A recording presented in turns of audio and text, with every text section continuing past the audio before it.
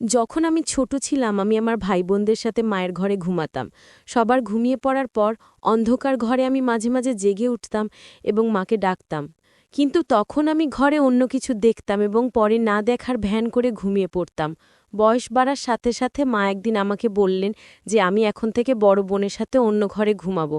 তখন আমি মাপে বললাম, তোমাকে ছাড়া আমি ঘুমাতে পারবো না। তিনি একটা দীর্ঘ নিঃশ্বাস ফেলে বললেন, তোমার কি একটুও লজ্জা নেই? তখন আমি কথার মানে বুঝতাম না, কিন্তু এক রাতে হঠাৎ ঘুম ভেঙে গেল। মা আমাকে ঘুমিয়ে দিয়ে বাবার বিছানায় গিয়েছিলেন। তখন অজানা কিছু শোনার চেষ্টা করলাম। প্রথমে ভাবলাম মায়ের পাশে গিয়ে শুই, কিন্তু তারপরে সেই অচেনা শব্দগুলো শুনতে লাগলাম। এই নতুন অভিজ্ঞতা আমাকে দ্রুত বুঝতে শিখিয়েছিল এবং আমি ধীরে ধীরে আরও বিচক্ষণ হতে লাগলাম।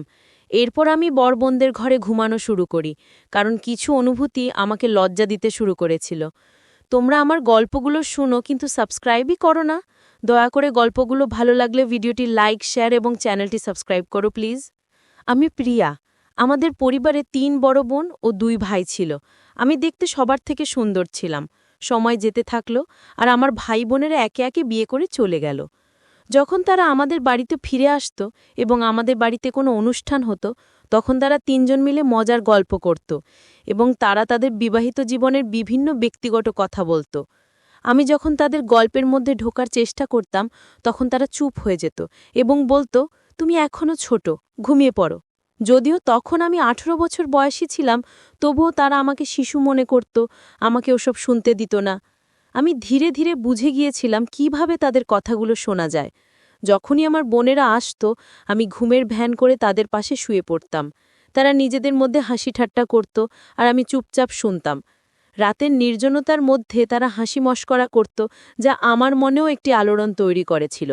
আমি ভাবতাম, যদি আমারও বিয়ে হয়, আমারও একজন সঙ্গী থাকবে এবং সেই সম্পর্কের মধ্যে একটি বিশেষ সম্পর্ক গড়ে উঠবে।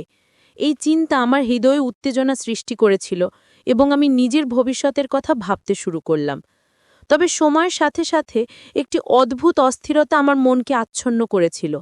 আমি ইন্টারনেটে রোম্যান্টিক গান খুঁজে দেখতাম আর শুনতাম এবং নিজেকে সেই গল্পের চরিত্রের জায়গায় কল্পনা করতাম।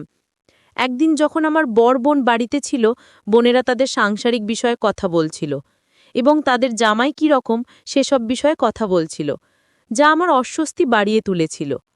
রাতে আমি আবার সেই গানের ভিডিও দেখছিলাম। তখন আমার বোন জেগে গিয়ে আমাকে দেখল।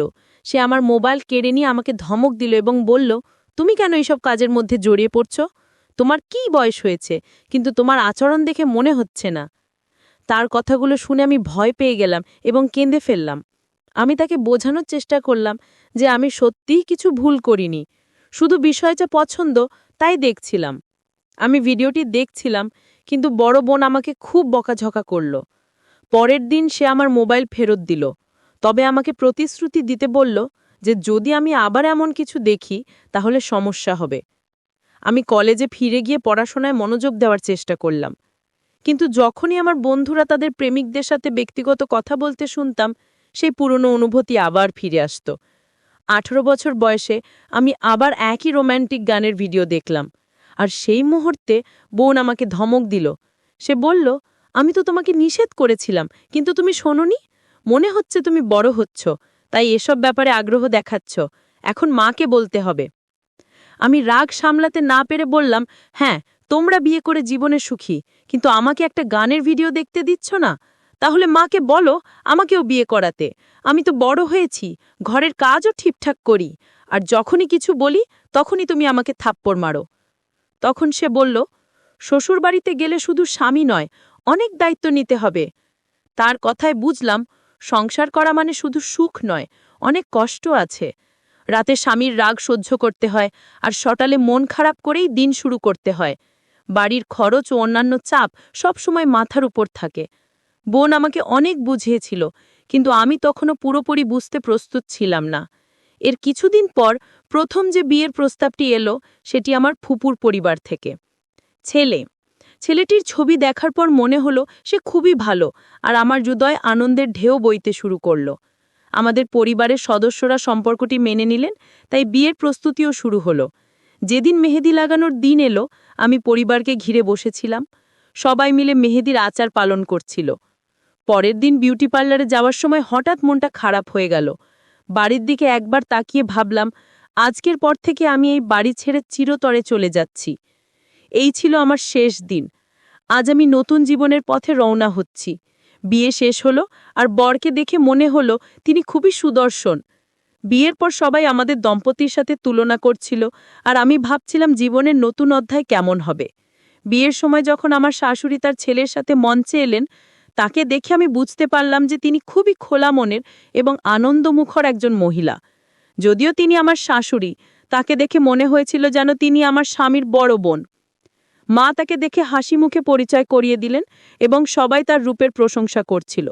তার ব্যবহারে মনে হলো শাশুড়ি বউয়ের সম্পর্কের চেয়ে আমাদের সম্পর্কটা যেন মা-মেয়ের মতো হবে। শ্বশুর বাড়িতে পৌঁছানোর পর শাশুড়িকে প্রথমবার দেখে আমি অবাক হয়ে গেলাম। তিনি একটু সুন্দর শাড়ি পরেছিলেন এবং সত্যিই তাকে আমার স্বামীর বড় বোনের মতোই লাগছিল। তিনি আমাকে খুব আদর করে বসতে দিলেন এবং বললেন, তুমি খুব সুন্দরী এবং তোমার স্বামীকে ভালোভাবে দেখাশোনা করতে হবে। তার এই কথায় আমি লজ্জায় লাল হয়ে গেলাম। আমি কখনো ভাবিনি শাশুড়ি এমন খোলামেলা কথা বলবেন।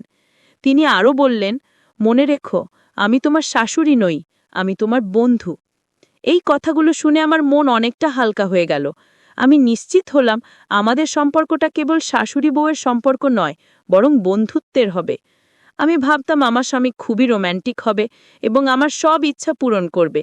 তবু আমি তাকে কিছু জিজ্ঞাসা করতে চাইনি। পরে আমার শাশুড়ি আমার কাছে এসে স্বামীর সাথে সুখী জীবন কাটানোর জন্য বিভিন্ন পরামর্শ দিলেন। আমি লজ্জায় তার কথাগুলো শুনছিলাম, কিন্তু বুঝতে পারছিলাম যিনি সত্যিই আমাকে ভালোবাসেন। একদিন ঘর থেকে বের হতে গিয়ে শুনলাম তিনি তার ছেলেকে বলছেন, ছেলে, আমার পুত্রবধূকে কষ্ট দিও না, যদি কোনো অভিযোগ পাই তাহলে তুমি কিন্তু বিপদে পড়বে। শাশুড়ির এই কথায় আমি আরও আশ্বস্ত হলাম। কিছুক্ষণ পর আমার স্বামী যখন প্রথমবার ঘরে এলো, আমি লজ্জায় মাথা নিচু করে বসেছিলাম। তিনি এসে আমার পাশে বসে আমার সৌন্দর্যের প্রশংসা করতে লাগলেন। তার কথায় আমি লজ্জায় লাল হয়ে গেলাম। তিনি আমার হাত ধরে আঙুলে সোনার আংটি পরিয়ে দিলেন। আমার আবেগ তখন যেন বাঁধ মানছিল না। যে রাতের জন্য আমি এতদিন অপেক্ষা করছিলাম, অবশেষে সেই রাত এলো। তবে আমার স্বামীর কাছাকাছি আসতেই তার ফোনে একটি কল আসে।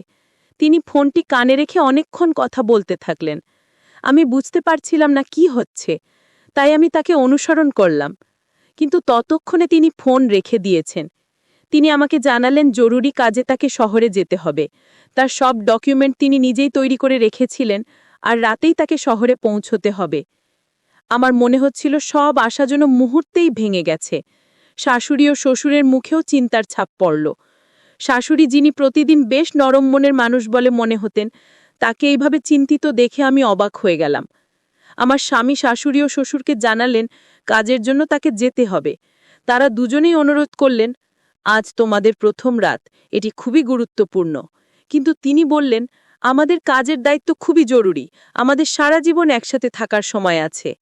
এরপর তিনি চলে গেলেন, আর আমি তাকে তার লাগেজ প্যাক করতে সাহায্য করলাম। শ্বশুর বিদায় জানিয়ে দিলেন, আর শাশুড়ি এসে আমার পাশে বসলেন, বারবার ক্ষমা চাইলেন।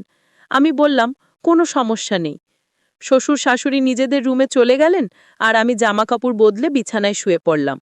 ভেতরে ভেতরে খুব অস্থিরতা কাজ করছিল। ভাবছিলাম এই দুদিন কিভাবে কাটবে। এতদিন যেখানে ছিলাম সেখান থেকেই দুদিন কাটাতে হবে। রাতের দিকে বাড়ির সবাই এসে মজা করে জিজ্ঞাসা করল, স্বামী ছাড়া কিভাবে কাঁদবে? আমার বোনেরা দুষ্টুমি করে পড়ল, কাল রাতে কি হয়েছিল, তোমার স্বামী তো চলে গেছে। বড় আপুর কথাগুলো শুনে লজ্জা পেয়ে গেলাম। তিনি আবার রেগে গিয়ে আমার সামনে এসে বললেন, তুমি যতটা বেপরোয়া ছিলে, আমি যদি পারতাম এখনই তোমাকে শাস্তি দিতাম। দুদিন পর আমি লক্ষ্য করলাম আমার শাশুড়ি আমাকে নিয়ে কিছুটা অস্বস্তি অনুভব করছিলেন। আমার স্বামী তখন আরও দূরে সরে যাচ্ছিলেন এবং জানালেন যে তিনি 2 সপ্তাহ পর ফিরে আসবেন। আমি শাশুড়ি ও শ্বশুরের সঙ্গে সময় কাটাতে লাগলাম এবং একদিন বসার ঘরে শাশুড়ির পাশে বসলাম। আমি মজা করে বললাম, আম্মু, তোমাকে দেখে তো মনে হয় না যে তুমি একটি ছোট ছেলের মা। আজকালকার মেয়েরাও তোমার মতো এত দীপ্তি ধরে রাখতে পারে না। শাশুড়ি হেসে বললেন, তুমি খুব মজার। তোমার শ্বশুর আমাকে এতটাই ভালোবাসেন যে এই বয়সেও আমাদের সম্পর্ক সুন্দরভাবে চলছে। শাশুড়ির এই কথা শুনে আমি কিছুটা লজ্জিত হলাম, কিন্তু রাতে অস্থিরতা বাড়তে লাগলো। আমি ঘেমে গেছিলাম এবং গলা শুকিয়ে গেছিল। পানি খেতে রান্নাঘরের দিকে হাঁটতে লাগলাম, কিন্তু হঠাৎ শাশুড়ির ঘর থেকে কিছু অদ্ভুত শব্দ শুনতে পেলাম। নিজেকে থামাতে না পেরে দরজার কাছে গিয়ে কান পেতে শুনতে শুরু করলাম। আমি ভাবছিলাম, এই বয়সেও তারা সুখী আছে। শাশুড়ি বলছিলেন, আমার বয়স হয়েছে, বাড়িতে একটা ছোট বউ আছে, আমাকে একটু শান্তি দাও। কিন্তু শ্বশুর হেসে বললেন, তাহলে কি হয়েছে? আমাদের ছেলের বউ তো এই বাড়িতে আছে, সে তো ছোট নয়। এই কথাগুলো শুনে আমি বিস্মিত হয়ে গেলাম। সকালে যখন শাশুড়ি ও শ্বশুর ঘর থেকে বের হলেন, তখন আমি তাদের সাথে চোখে চোখ মেলানোর সাহস করতে পারছিলাম না। আমি তার চোখের ভাষা বুঝতে পারছিলাম। শ্বশুরের দৃষ্টি ছিল কিছুটা অদ্ভুত। যখন আমি আমার স্বামীর সাথে কথা বলার চেষ্টা করলাম, সে আমাকে এড়িয়ে গিয়ে বলল, আমি খুব ব্যস্ত, অনেক কাজ আছে, ফিরতে সময় লাগবে। একদিন শাশুড়ির শরীর খারাপ হয়ে গেল, তার রক্তচাপ বেড়ে গিয়েছিল। তিনি বললেন,